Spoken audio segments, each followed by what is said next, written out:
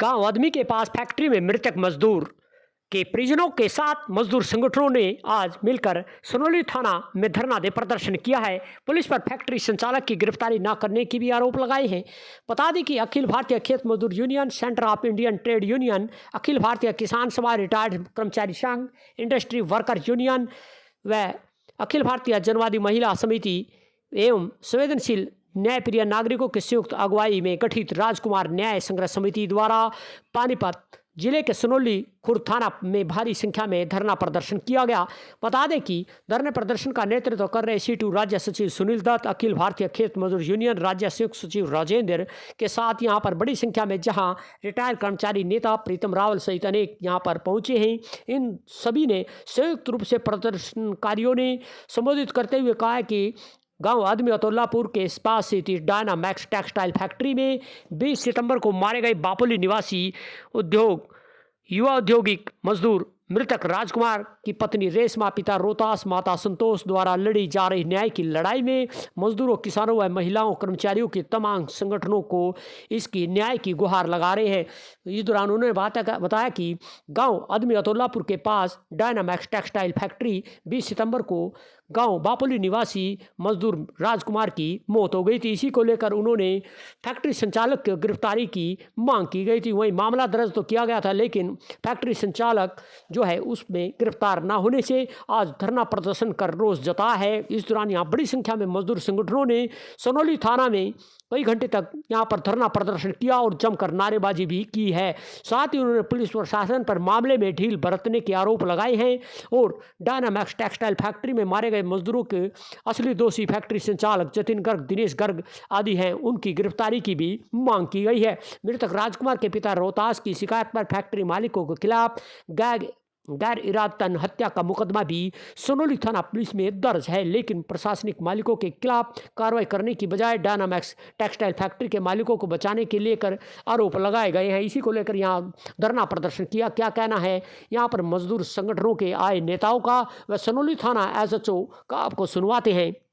हम दोबारा उसको रिव्यू कर देंगे अच्छी बात है, लेकिन मेरी आप सबसे रिक्वेस्ट है, मेरी माता बहन भी हैं, इतनी दूर से आई हैं, तो सब छोटे बच्चे भी, कहीं भी मैं भी कानून से बाहर नहीं हूँ। मैं आपसे ये रिक्वेस्ट करता हूँ, आप भी कानून से बाहर ना जाए। कई बार देखो आपका जायज़ है क्योंकि आपका बेटा मरा, हम उससे बाहर नहीं हैं, लेकिन इस उसमें कई बार जांच में टाइम लगता है, इंक्वायरी में टाइम लगता है।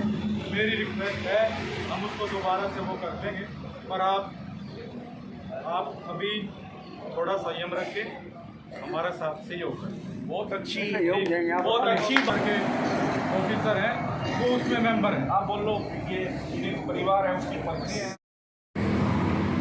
SHO साहब की तब वो चोर दरवाजे से पानी के टैंकरों में उस केमिकल के पानी को भरवाता है, भिजवाता है यहाँ से, और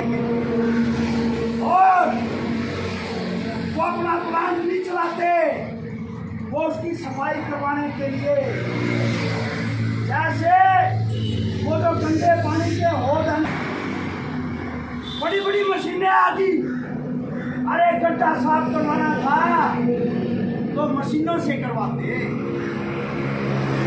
ये पहली बार नहीं हुआ है वो गड्ढा साफ, वो लगातार फैक्ट्री के मालिक और केवल एक नहीं, जितने इस तरह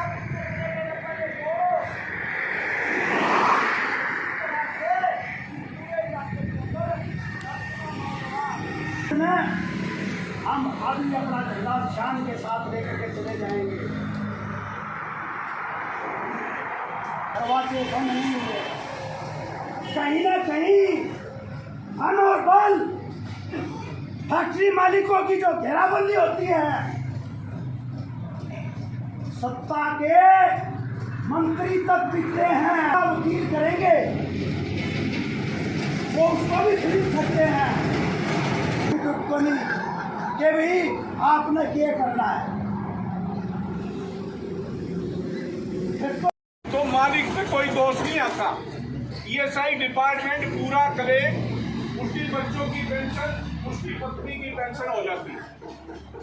मालिक पहली गुनाह का सबसे पहला अपराधी यहीं से शुरू हो जाता है। उसने जो लेबर एक्ट की धारा के साथ गैर कानूनी ढंग से अनफेयर लेबर प्रैक्टिस के तहत काम करवाया। एक भी धारा है उस पर तफ्तीश में हो तो आप बताओ एसएचओ साहब, बढ़ती तो ये है तफ्तीश में बताता हूँ कैसे करते हैं। उसके लिए सुपरवाइजर दोषी है, उसके लिए सीधा मालिक दोषी है। जो टेक्सटाइल की ये मिल है, फैक्ट्रियां हैं पानीपत में, 1980 से ठेकेदारी पे बैन है। सरकार ने लगा रखा है कि कोई ठेकेदारी नहीं। वो ठेकेदार जिसको ये सुपरवाइजर बता रहे हैं, ठेकेदार लाइसेंस नहीं है किसी के पास। उस जो सुपरवाइजर लाइसेंस के खिलाफ कोई मुकदमा दर्ज किया है। अब ये बताओ, ये लंबा टाइम खींचना इसलिए होता है, हम भी जानते हैं। ये लंबा टाइम खींच लो, एक ही वो उसकी दिखा दो, एक दो मैनेजर को सुपरवाइजर को दिखा दो और जमानत गिराओ, कोर्ट में चक्कर करते हो। और जबकि उसका दोष कहीं नहीं है, लापरवाही मालिक की है। मालिक संस्था चलाता, फैक्ट्री का मालिक ही है। सुपरवाइजर जैसे ये और यार राजकुमार भी तक ऐसे ही वो सुपरवाइजर है। कल उसके साथ भी घटना होगी, उसका जिम्मेवार किसी और को बना दिया जाएगा। हालत ये मैं बता रहा हूँ, जब कोरोना की महामारी की बीमारी थी, जब लोग नहीं बढ़ रहे थे, संजय भाटिया जो MP होता था, उसके भाई की फैक्ट्री थी। एक आशा वर्कर थी, उसका पति उसकी फैक्ट्री में 35 साल से काम कर रहा था, 35 साल से। और उसको ये बता रहे थे, यो हमारा मैनेजर है, मैनेजर। उसका हाजिरी वो बड़े बड़े बंडल करवाता हुआ, एक बंडल बड़ा भारी उसके ऊपर पड़ा और मर गया। मतलब उसका नाम दर्ज तक नहीं पाया, फैक्ट्री का मैनेजर बना रहा है। तो ये क्या हमारी आंख तो नहीं थी? हम तफ्तीश में यह है कि भाई यो दोषी, यो सुपरवाइजर है, नहीं है एसएचओ साहब। अगर आप ऐसा मानते हैं हमारी तफ्तीश में वो पाया गया, तो आपकी तफ्तीश करो।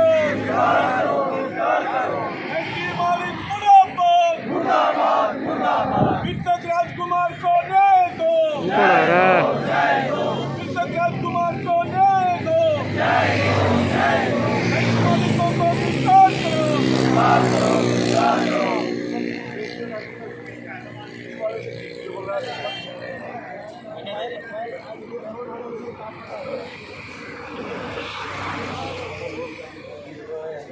एक बार त्यागी जी को बोलो तो बड़ा पीछे बैठ जाओ।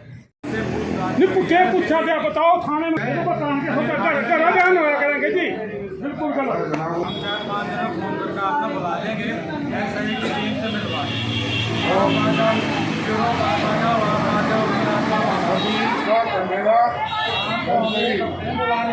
जैसा भी हमारे में घेरा हो या जो भी होगा वो करेंगे। 26 तक अगर यहाँ कुछ नहीं हुआ, हमारे को बुलाएंगे, सब कुछ ठीक रहेगा तो 26 तक फिर दोबारा से आप सभी का धन्यवाद। और आपसे फिर प्रार्थना है कि 26 तारीख को हम दोबारा उसको रिव्यू कर देंगे, अच्छी रात का। लेकिन मेरी आप सबसे रिक्वेस्ट है, मेरी माता बहन भी हैं, इतनी दूर से आई हैं, तो सब छोटे बच्चे हैं। कहीं भी मैं भी कानून से बाहर नहीं हूँ, मैं आपसे ये रिक्वेस्ट करता हूँ, आप भी कानून से बाहर ना जाए। कई बार देखो आपका जायज़ है क्योंकि आपका बेटा मरा, हम उससे बाहर नहीं है, लेकिन इस उसमें कई बार जांच में टाइम लगता है, इंक्वायरी में टाइम लगता है।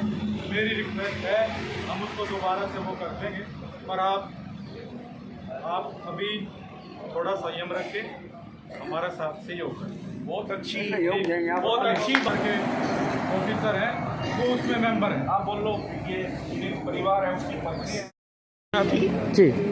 जब फैक्ट्री के अंदर ये हादसा हुआ और 2 मजदूरों की डेथ हुई, एक मजदूर गंभीर रूप से घायल था जिसकी जान बच गई जी।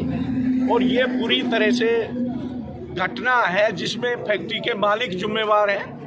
उसी दिन FIR दर्ज की। जब हम पोस्टमार्टम करा रहे थे तभी हमने ये कहा कि भाई मालिकों को पहले गिरफ्तार करो, लेकिन एसएचओ साहब ने कहा कि भाई मैंने जिस तरह से आपके कहने पे तुरंत एफआईआर दर्ज कर ली है, आप मेरे पे विश्वास करो, मालिकों को हम गिरफ्तार करेंगे और नहीं तो हम जो मुर्दा घर था पानीपत से पोस्टमार्टम के बाद डेड बॉडी नहीं उठाते। अगर ऐसा अंदेशा पुलिस के रवैये पे होता, इन्होंने पूरा आश्वासन दिया, न्याय करने वाले परिवार के साथ झांसा किया। हमारा पुलिस प्रशासन से इस बात का विरोध है कि जो सुपरवाइजर को तफ्तीश में दिखा के गिरफ्तारी दिखाई है, ये मालिक को बचाने का मिली भगत का षड्यंत्र है। असली दोषी फैक्ट्री के मालिक हैं। हमने एसएचओ साहब से रिक्वेस्ट की है कि उनको न्यायिक एसआईटी जो गठित की है उस अपनी जांच पे पुनर्विचार करते हुए फैक्ट्री मालिकों को दोषी करार देते हुए गिरफ्तार किया जाए।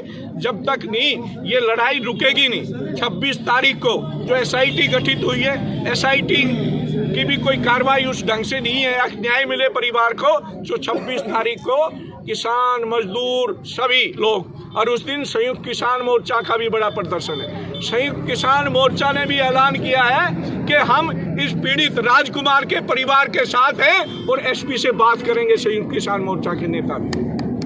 एसएचओ साहब ने क्या आश्वासन दिया?